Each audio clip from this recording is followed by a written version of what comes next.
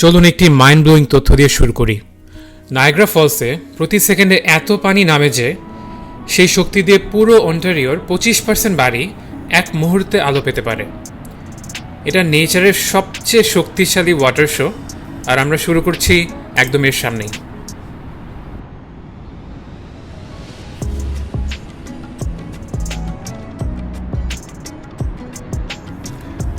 স্বাগতম সবাইকে Clifton hill walking ট্যুরে। এখন আমরা দাঁড়িয়ে আছি হর্স শু ফলসের সামনে। মিস্ট, লাউড রোয়ারিং ওয়াটার এবং চারপাশে একটা শান্তি শান্তি ভাব এত কিছুর পরেও, কারণ আজকে একদম সকালবেলায় এসেছি, খুব একটা ভিড় এখনও হয়ে ওঠেনি। আমরা এখন নায়াগ্রা ফলস থেকে শুরু করে ক্লিফটন হিলের দিকে হাঁটব এবং zip line, cruise dogs, entertainment strip, dinosaur golf, sky wheel সব কিছুই আজকে দেখব। এখন আমরা ডান দিকে যে বিল্ডিংটা রেখে যাচ্ছি সেটা হচ্ছে zip line to the falls. এখানে যারা জিপ লাইনটা ব্যবহার করে তারা 65 কিলোমিটার গতিতে ফলসের সামনে দিয়ে জিপ করে চলে যায়। ডান দিকে আমরা ওয়্যারগুলো দেখতে পাচ্ছি। একই সাথে স্কেরি এবং এক্সাইটিং। এই অ্যাট্রাকশনে পিক সিজনের দিনে হাজারের কাছাকাছি লোক অংশ নেয়। মোটামুটি জিপ লাইনের চিৎকার আর ফলসের রোয়ার এই জায়গাটা একদম জমজমাট থাকে।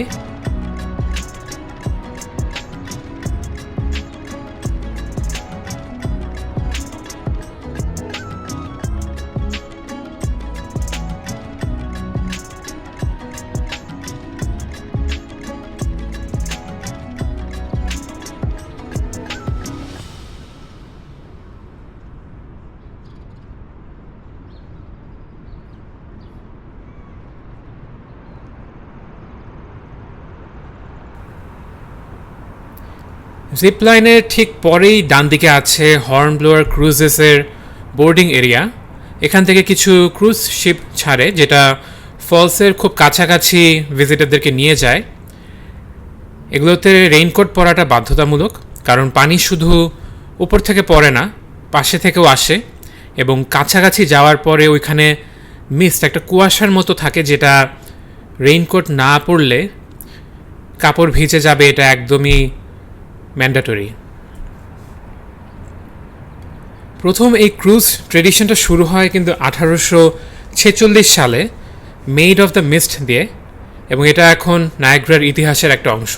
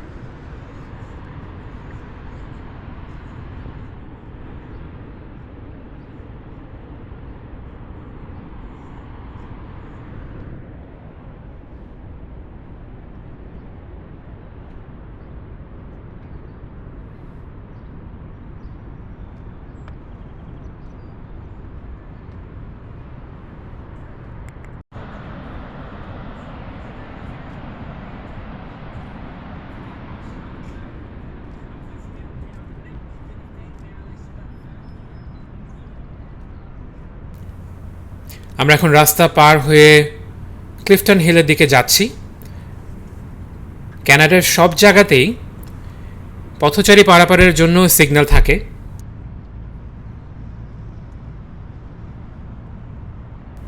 এবং ওই সিগন্যালটা যখন গ্রিন থাকে তখনই শুধুমাত্র রাস্তাটা পার হওয়া যায়।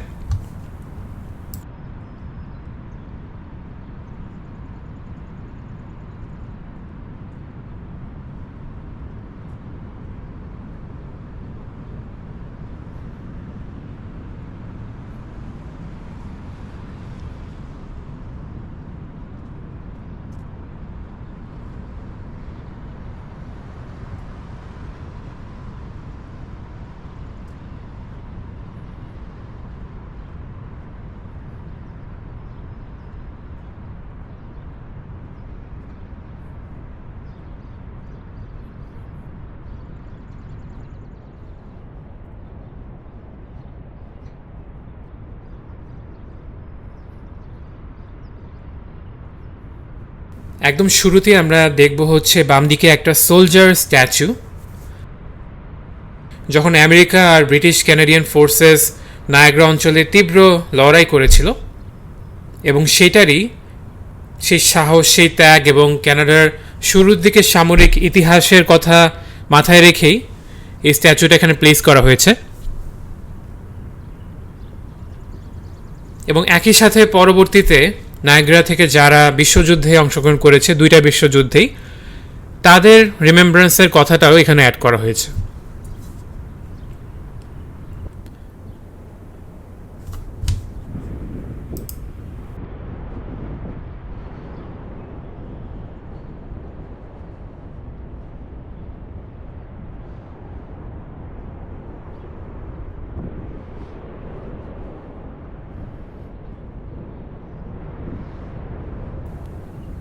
আমরা এখন রাস্তা পার হয়ে চলে যাচ্ছি এন্টারটেইনমেন্ট ডিস্ট্রিক্টের কাছে। এই পুরো স্ট্রিপটা হচ্ছে বিভিন্ন ধরনের দোকান দিয়ে ভরা, সুভিনিয়ার শপস, রেস্টুরেন্টস, এন্টারটেইনমেন্টসের বিভিন্ন ধরনের অপশন।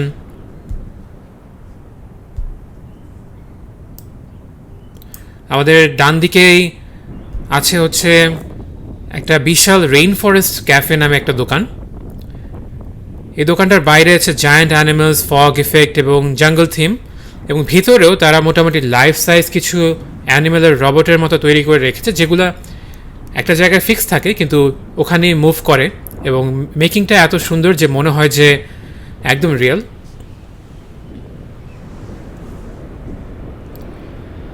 রেইন ফরেস্ট ক্যাফে ছাড়াও আমরা দেখতে পাচ্ছি যে বিভিন্ন ধরনের খাবারের দোকান, ড্রিঙ্কসের দোকান। এছাড়া এখন আমরা ডানে বামে, যেমন বামে দেখতে পাচ্ছি মুভি ল্যান্ড, ডান দিকে একটা লজের মতো আছে, খাবারের দোকান ওয়েন্ডিজ।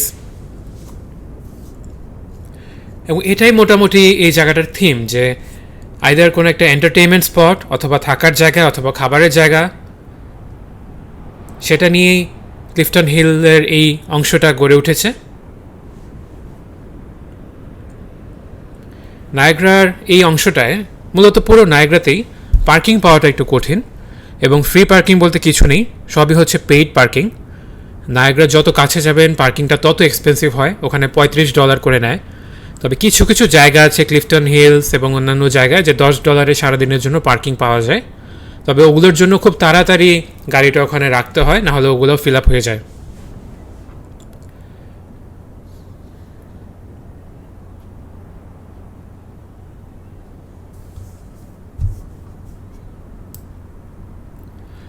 আমরা এখন রাস্তা পার করছি এবং সামনেই দেখতে পাচ্ছি নায়াগ্রা স্কাইভিল, ক্লিফটন হিলের স্কাইলাইন মেকার।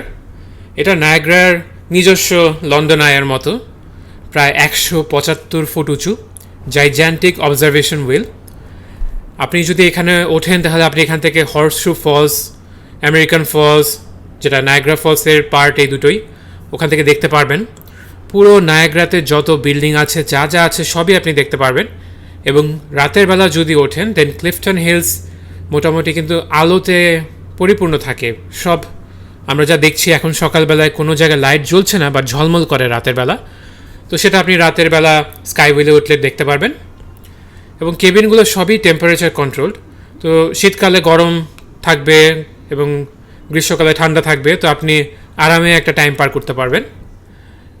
এই স্কাইভিলটা খোলা হয়েছে 2006 সালে, যেটা ওই সময় ছিল কানাডার সবচেয়ে বড় অবজারভেশন হুইল।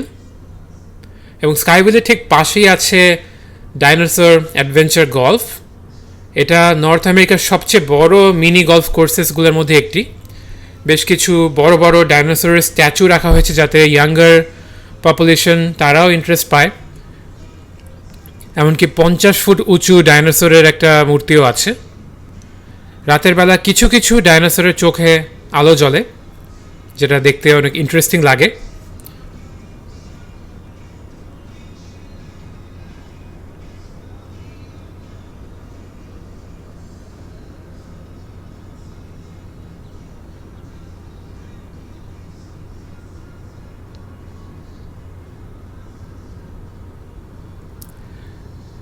এখন আমরা ক্লিফটন হিলসের যে অংশটায় ঢুকছি এটা দিনের বেলা খুবই ক্রাউডেড থাকে। এখানে arcades, haunted house, bowling, wax museums, glow in the dark rides, mirror maze সব কিছুই আছে। এবং সেই সাথে এই যে স্পিডওয়ে যেটা আমরা দেখছি সেটা হচ্ছে একটা গো কার্টিং ট্র্যাক এবং খুবই ইন্টারেস্টিং। 2টা থেকে 3টা লেয়ার অথবা ফ্লোর আছে যেখানে আপনার গাড়িটা চালাতে হবে। 4টা থেকে 5টা আপনি ল্যাব কমপ্লিট করতে পারবেন। তো আপনি যদি এখানে আসেন আমি অবশ্যই সাজেস্ট করব যে গো কার্টিংটা একবার ট্রাই করার জন্য।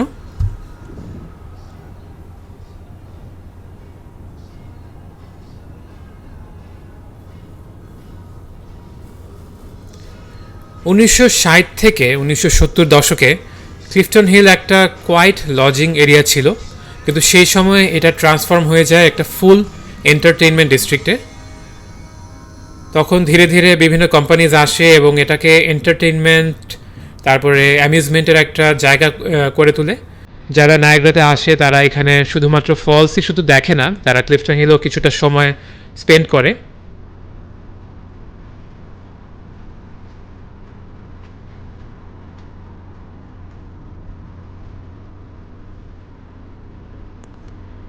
এখন আমরা এন্টারটেইনমেন্ট জোনটা ডান দিকে এবং সামনে আমরা দেখতে পাচ্ছি, সেটা পার করে আমরা ধীরে ধীরে এখন রেস্টুরেন্ট জোনের দিকে চলে যাব।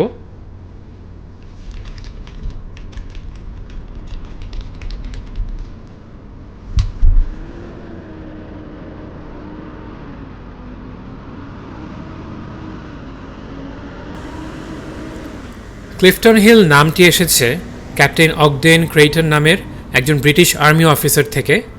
তিনি 1830-এর দশকে নায়াগ্রা ফলস এলাকায় যে নতুন সেটেলমেন্ট তৈরি হয় তাকে নিজের জন্মস্থান ইংল্যান্ডের ক্লিফটন শহরের নামে নামকরণ করেন। তখন এলাকাটা ছিল মূলত ছোট ছোট ঘরবাড়ি, কিছু লজ, ফার্মল্যান্ড এবং হর্সশু ফলসের দিকে নামার একটা ছোট্ট পথ। আজকের মতো এন্টারটেইনমেন্ট ডিস্ট্রিক্ট তখন কোনোভাবেই ছিল না। 1900 শতকে ক্লিফটন হিলস একটা কোয়াইট রেসিডেন্সিয়াল এরিয়াই ছিল। এখানে যারা এলিট মানুষজন যাদের হাতে পয়সা আছে তারা এখানে বাড়ি বানাতো, কারণ এখান থেকে ফলস দেখা যেত। এবং ধীরে ধীরে এখানে ওই সময় কিছু ছোট ইন, ছোট লজ, ক্যারেজ রোডস, নদীর ধারে ফুটপাথ এবং সুভিনিয়ার শপ গড়ে ওঠে। ওই সময়টাতে 1900 শতকের শুরুর দিকে নায়াগ্রা ফলস হানিমুন ডেস্টিনেশন হিসেবে জনপ্রিয় হয়ে ওঠে। ফলে ক্লিফটন হিলের পাশে তখন লজ এবং হোটেল তৈরি হতে শুরু হয়। কিন্তু এই জায়গাটার মূল পরিবর্তন আসে হচ্ছে 20 শতকের শুরুতে, যখন নায়াগ্রাতে এলাকাতে পর্যটক বাড়তে থাকে এবং ক্লিফটন হিলের রূপও চেঞ্জ হয়ে যায়। 1929 সালে জেনারেল ব্রক হোটেল এলাকায় প্রথম গ্র্যান্ড যে হোটেলটা তৈরি করা হয় সেটা হচ্ছে জেনারেল ব্রক হোটেল। রাস্তার পাশে ছোট ছোট ক্যান্ডি শপ এবং ক্যামেরা শপ তৈরি হয়। কি বিভিন্ন পারফর্মার যারা ফলসের সামনে স্ট্যান্ড করতো তারা এই এলাকাতেও পারফর্ম করা শুরু করে এবং ধীরে ধীরে এই জায়গাটা ট্যুরিস্টদের জন্য একটা আকর্ষণীয় জায়গা হয়ে গড়ে ওঠে। কিন্তু তখনও জায়গাটা পুরোপুরি কমার্শিয়াল হয়ে ওঠেনি। ক্লিফটন হিলস সম্পূর্ণভাবে পরিবর্তিত হয়েছে 1950 থেকে 70-এর মধ্যে এবং 3টা বড় চেঞ্জ সেখানে হয়। হ্যারি ওকস নামের একজন বিখ্যাত বিজনেসম্যান তিনি ক্লিফটন হিলে বড় একটা অংশ কিনে নিয়ে এটাকে এন্টারটেইনমেন্ট স্ট্রিপ বানানোর পরিকল্পনা করেন। Oaks garden theatre, landscape, pathways সব এই সময়ে তৈরি হয়। 1950-এর পরে দ্রুত অ্যামিউজমেন্ট বিজনেস বাড়তে থাকে, এই যেমন ওয়্যাক্স মিউজিয়ামস, আর্কেডস, হন্টেড হাউস এগুলো তখনই শুরু হয়। এবং যখন ট্যুর বাস আসা শুরু করে ইউএস বর্ডার থেকে, টরন্টো থেকে, এবং যুদ্ধের পরে, দ্বিতীয় বিশ্বযুদ্ধের পরে ট্যুরিজম যখন বাড়ে তখন নায়াগ্রা ফলস নর্থ আমেরিকার টপ ট্যুরিস্ট অ্যাট্রাকশনে পরিণত হয়।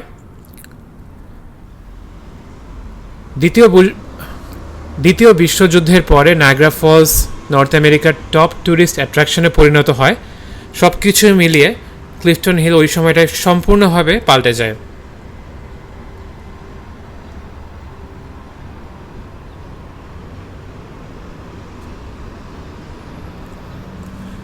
আমরা এখন অতীত থেকে আবারও বর্তমানে ফেরত আসি।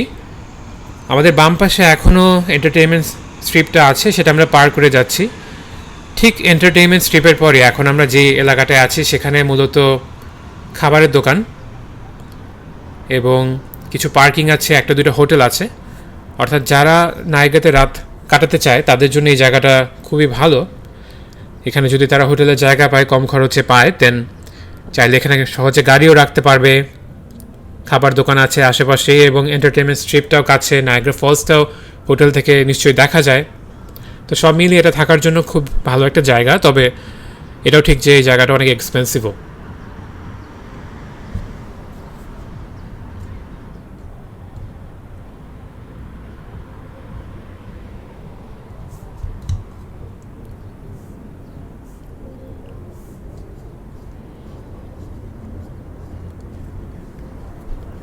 এবং আমরা এখন ফুড জোন থেকে, রেস্টুরেন্ট জোন থেকে অনেকটা হোটেল জোনের দিকেও ঢুকে যাচ্ছি।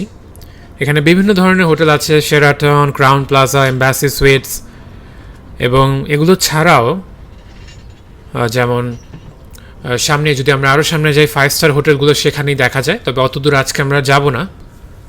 এখানে ক্রাউন প্লাজা নামে যে হোটেলটা আছে সেটাই 1904 সালে খোলা হয় জেনারেল ব্রক হোটেল নামে। হলিউডের বিখ্যাত অ্যাক্ট্রেস ম্যারিলিন মনরো নায়াগ্রাতে যখন চলচ্চিত্রে শ্যুট করতেন তখন তিনি ক্রাউন প্লাজা অথবা জেনারেল ব্রক হোটেলেই থাকতেন। তো বন্ধুরা, আজকে আমরা ক্যানাডার এমন একটা জায়গা দেখলাম, ক্লিফটন হিল, যেখানে আপনি মোটামুটি সব কিছু পাবেন। শুরু করেছিলাম আমরা নেচারের কাছ থেকে, নায়াগ্রা ফলসের সামনে থেকে, দেন একেবারে ম্যানমেড এন্টারটেইনমেন্ট, ম্যানমেড বিউটি যেটা বলা যায়, সেখানে আমরা চলে এসেছিলাম। এবং সব কিছুই খুবই ফ্যামিলি ফ্রেন্ডলি। আপনি যদি এখানে আপনার ফ্যামিলি নিয়ে আসেন, সুন্দর সময় কাটাতে পারবেন। এবং এটা দিনের যে কোনো সময়ে আসেন না কেন, জমজমাট থাকে, অথবা জমজমাট যদি নাও থাকে, কিছু না কিছু করার আপনার সুযোগ থাকছেই।